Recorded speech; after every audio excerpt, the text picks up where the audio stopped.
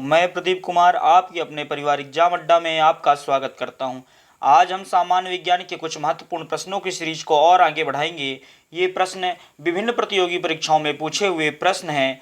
चलिए आज के प्रश्नों पे चलते हैं। हमारा पहला प्रश्न है, रॉकेट लॉन्चिंग कौन से नियम पर आधारित है?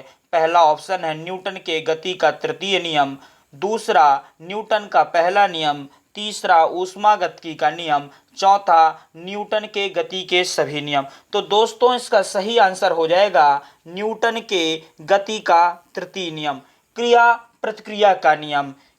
ठीक है दोस्तों, चलिए अगले प्रश्न पे चलते हैं। बल की परिभाषा किसके आधार पर की जाती है? पहला ऑप्शन है न्यूटन के गति का तीसरा नियम, दूसरा ऑप्शन न्यूटन के गति का पहला नियम, तीसरा न्यूटन के गति का दूसरा नियम, चौथा न्यूटन का गुरुत्वाकर्षण नियम। तो इसका सही आंसर हो जाएगा न्यूटन के गति का पहला नियम, ऑप्शन नंबर सेकंड। क्योंकि हम लोग जानते हैं दोस्तों कि जो न्यूटन के गति का पहला नियम है, इसको जड़त्व के नियम से भी जाना जाता है। इसके अनुसार क्या होता है, यदि कोई वस्तु विरामावस्था में है तो वह अपनी उसी अवस्था को प्राप्त रहेगी जब तक उस पर कोई बाह्य बल न लगाएं, या गति की अवस्था में है तो उसी अवस्था को प्राप्त करते रहेगी जब तक कि उस पर बाह्य बल न लगे। तो बल की परिभाषा न्यूटन के गति के पहले नियम के आधार पर की जाती है। चलिए अगले प्रश्न पे चलते हैं। अगला प्रश्न है, निम्नलिखित में से कौन सा प्रकृति में कभी भी अकेले नहीं होता? पहला ऑप्शन है जड़त्व, दूसरा बल, तीसरा संवेग और चौथा वेग। तो इसका सही आंसर हो जाएगा बल, क्योंकि बल दोस्तों कभी प्रकृति में अकेले नहीं पाया जाता है। बल के विपरीत दिशा में एक और दूसरा बल कार्य करता है जो न्यूटन के गति का तृतीय नियम कहलाता है, क्रिया प्रतिक्रिया का नियम। तो एक विपरीत जो बल होता है वो प्रतिबल कहलाता है। तो इसका सही आंसर हो जाएगा ऑप्शन सेकंड, बल। चलिए अगले प्रश्न पे चलते हैं। बल का मान किसके बराबर होता है? द्रव्यमान गुणे दाब, दूसरा ऑप्शन द्रव्यमान गुणे आयतन, तीसरा ऑप्शन द्रव्यमान गुणे त्वरण, चौथा द्रव्यमान गुणे वेग। तो इसका सही आंसर हो जाएगा, हमने पढ़ा है कि F बराबर ma होता है। क्या पढ़ा है? F बराबर ma, m फॉर मास, और मास की इकाई क्या होती है? मास यानी द्रव्यमान, और ए से किसको रिप्रेजेंट करते हैं? एक्सीलरेशन यानी त्वरण। तो क्या हो जाएगा? द्रव्यमान गुणे त्वरण। एफ से किसको रिप्रेजेंट करते हैं? फोर्स को, फोर्स यानी बल। तो ये द्रव्यमान गुणे त्वरण, ऑप्शन नंबर थर्ड हमारा सही आंसर हो जाएगा। चलिए अगले प्रश्न पे चलते हैं। अगला प्रश्न है, द्रव्यमान और वेग का गुणनफल क्या कहलाता है?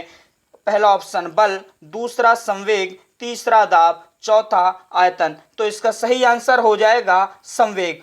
संवेग बराबर होता है द्रव्यमान गुणे वेग। तो इसका सही आंसर ऑप्शन नंबर बी, संवेग के साथ चला जाएगा। चलिए अगले प्रश्न पे चलते हैं।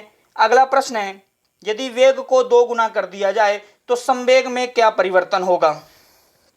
पहला ऑप्शन है संवेग 3 गुना तथा गतिज ऊर्जा 4 गुना बढ़ जाती है, दूसरा संवेग 4 गुना तथा गतिज ऊर्जा 3 गुना बढ़ जाती है, तीसरा ऑप्शन संवेग 2 गुना तथा गतिज ऊर्जा 4 गुना बढ़ जाती है, और चौथा ऑप्शन है संवेग 4 गुना तथा गतिज ऊर्जा 2 गुना बढ़ जाती है। तो चलिए इसको हल करके भी देख लेते हैं। वैसे इसका राइट आंसर हो जाएगा संवेग आपका 2 गुना हो जाता है तथा गतिज ऊर्जा 4 गुना बढ़ जाती है।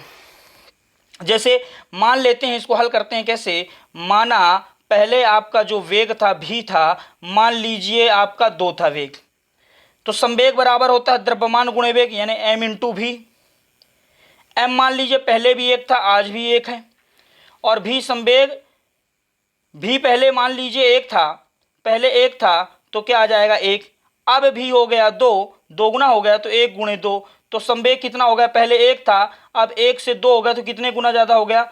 2 गुना ज़्यादा हो गया आपका संवेग। और आपके बात करें गतिज ऊर्जा, गतिज ऊर्जा का सूत्र क्या होता है? 1/2 mv²। क्या होता है? गतिज ऊर्जा का होता है 1/2 mv²।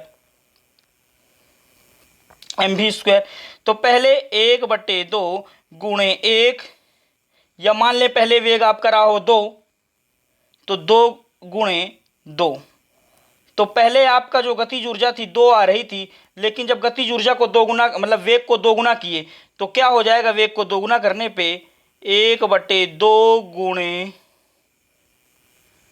ये m मान लेते हैं, एक है आपका, एक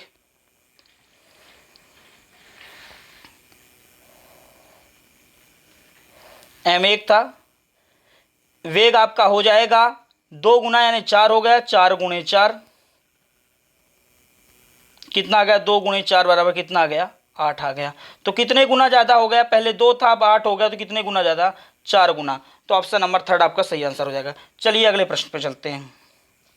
अगला प्रश्न है, एक वस्तु को ऊपर की ओर फेंका जाता है, यह 100 मीटर की ऊंचाई तक जाती है और फिर फेंकने वाले के पास वापस आ जाती है, तो वस्तु का विस्थापन, पहला ऑप्शन है वस्तु का विस्थापन 50 मीटर है, दूसरा वस्तु द्वारा तय की गई कुल दूरी 0 है, वस्तु का वास्तविक विस्थापन 100 मीटर है और चौथा ऑप्शन है वस्तु का वास्तविक विस्थापन 0 है। तो इसका सही आंसर हो जाएगा वस्तु का वास्तविक विस्थापन 0 है, क्योंकि विस्थापन क्या होता है, विस्थापन प्रारंभिक स्थिति और अंतिम स्थिति के बीच की न्यूनतम दूरी को, प्रारंभिक स्थिति और अंतिम स्थिति के बीच की न्यूनतम दूरी को, मान लीजिए जैसे ये हमने पहले यहाँ पे 3 सेंटीमीटर चले, फिर 4 सेंटीमीटर चले, अब अपने से विस्थापन पूछ रहा है कि विस्थापन कितना है, तो 3 4 7 नहीं होगा, दूरी जरूर आपकी क्या हो जाएगी, 3 और 4 को जोड़ेंगे तो 7 क्या आ जाएगी आपकी दूरी, जो भी इसकी इकाई है सेंटीमीटर मीटर। और यदि विस्थापन की बात करेगा तो विस्थापन होता है प्रारंभिक बिंदु और अंतिम स्थिति के अंतिम बिंदु के बीच की न्यूनतम दूरी, ये प्रारंभिक बिंदु हो गया, ये अंतिम बिंदु हो गया, इन दोनों के बीच की न्यूनतम दूरी, और न्यूनतम दूरी एक सरल रेखा ही हो सकती है, तो इन दोनों को सरल रेखा से यदि ऐसे मिला देते हैं तो ये हो जाएगी न्यूनतम दूरी। तो अब एक ये समकोण त्रिभुज बन गया, और आपने पाइथागोरस प्रमेय पढ़ी होगी, ट्रिपलेट भी पढ़ा होगा, 3 4 ये है तो ये कितना आ जाएगा 5, तो विस्थापन यहाँ पे 5 हो जाएगा। अब कोई चीज मान लीजिए ये वृत्त है, एक वृत्त है, विस्थापन पूछ रहा है कि एक यहाँ पे एक व्यक्ति खड़ा है, मान लीजिए मोहन यहाँ पे खड़ा हुआ है, मोहन एक चक्कर लगाता है तो उसका ये 100 मीटर का एक चक्कर मान लीजिए, इसकी परिधि ये 100 मीटर का एक चक्कर है, मान लीजिए 100 मीटर का है, मोहन एक चक्कर लगाता है तो उसकी दूरी और विस्थापन बताइए। तो दूरी तो 100 मीटर हो जाएगी एक चक्कर की, भाई यहाँ से चला ये गया ये गया ये, लेकिन विस्थापन क्या हो जाएगा 0, क्योंकि प्रारंभिक बिंदु भी वही है और अंतिम बिंदु भी वही है, तो विस्थापन 0 हो जाएगा। और ऑप्शन इसमें क्या कह रहा है, तो वस्तु का वास्तविक विस्थापन 0 है, तो बिल्कुल पत्थर ऊपर गया और ऊपर आने के बाद फिर वहीं पे नीचे आ गया फेंकने वाले के पास, तो वस्तु का वास्तविक विस्थापन क्या हो जाएगा 0 हो जाएगा। चलिए अगले प्रश्न पे चलते हैं। अगला प्रश्न क्या कह रहा है, एक भीड़ भाड़ वाली सड़क पर एक बस की गति निम्नलिखित का उदाहरण है, असमान गति का, एक समान गति का, वृत्तीय गति का, रेखीय गति का। चलिए ये भीड़ है, खूब ट्रैफिक लगा हुआ है यहाँ पे, समझिए ये रास्ता है, ये रास्ता है, यहाँ पे खूब भीड़ है, खूब भीड़ होगी तो आप क्या करेंगे, एक समान स्पीड से गाड़ी चला पाएंगे, नहीं चला पाएंगे। अब वृत्ताकार तो पथ होता नहीं है, या वृत्ताकार हर पथ तो रहता नहीं है, या रेखीय पथ तो रहता नहीं है, तो रेखीय गति तो होगी नहीं, क्या हो जाएगी असमान गति। कभी आप तेज चले, मान लीजिए यहाँ पे 40 चले हैं तो यहाँ भीड़ आ गई, तो आप किस में चलेंगे 10 में चले, यहाँ पे हो सकता है आप फिर 15 पे चलें, फिर आगे जाके फिर ट्रैफिक खुला फिर आप 50 पे चले, तो आपकी गति क्या एक समान है, नहीं, गति आपकी क्या होती रही, चेंज होती रही, और जब चेंज होगी तो असमान हो जाएगा, तो इसका सही आंसर हो जाएगा असमान गति। चलिए अगले प्रश्न पे चलते हैं। अगला प्रश्न है, किस कोण से फेंके जाने पर कोई वस्तु सर्वाधिक दूरी तक प्रक्षेपित होती है। पहला ऑप्शन है 60 डिग्री, दूसरा 45 डिग्री, तीसरा 75 डिग्री, चौथा 30 डिग्री। तो इसका सही आंसर हो जाएगा 45 डिग्री। 45 डिग्री में यदि हम किसी वस्तु को फेंक दें तो सर्वाधिक दूरी तय करेगी, सबसे अधिक दूरी केवल 45 डिग्री पे ही करेगी। समझ गए होंगे आप प्रश्न को। चलिए अगले प्रश्न पे चलते हैं। अगला प्रश्न है, एक समान वेग से चलती किसी वस्तु का त्वरण क्या होगा। पहला ऑप्शन है असमान, दूसरा धनात्मक, तीसरा ऋणात्मक, चौथा 0। तो इसका सही आंसर क्या हो जाएगा, ऑप्शन नंबर 4 0 हो जाएगा।